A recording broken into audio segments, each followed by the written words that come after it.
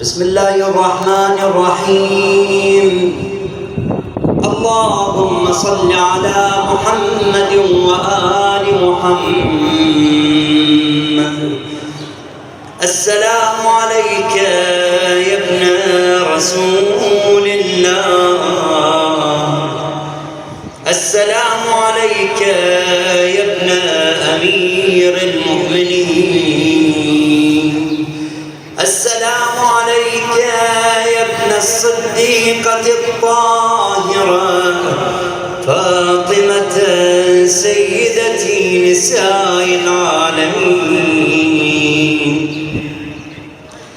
السلام عليك يا مولاي يا أبا عبد الله ورحمة الله وبركاته. أشهد أنك قد أقمت الصلاة وآتيت الزكاة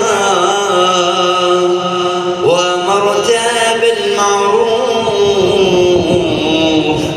ونهيت عن المنكر وتلوت الكتاب حق تلاوته حتى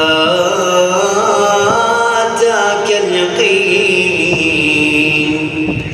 وجاهدت في الله حق جهاده وصبرت على الأذى في جنبه محتسبا حتى أتاك اليقين.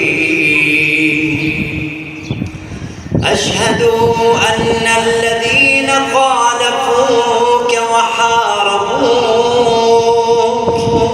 والذين خذلوك والذين قتلوك ملعونون على لسان النبي الأمي، وقد خاب من افترى.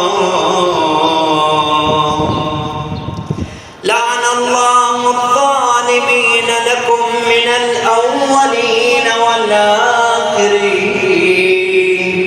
وضاعف عليهم العذاب الأليم.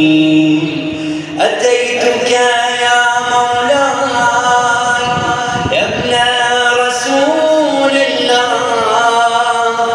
زائرا عارفا بحقه مواليا لأوليائه معاديا لأعدائه مستبصرا بالهدى الذي أنت عليه عارفا بضلالة من خالفك فاشفع لي عند ربك.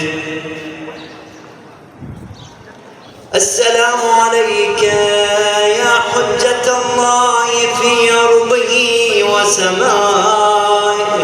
صلى الله على روحك الطيبة وجسدك الطاهر وعليك السلام يا مولاي ورحمة الله وبركاته. زيارة علي بن الحسين صلوات الله وسلامه عليهم. السلام عليك يا مولاي وابن مولاي ورحمة الله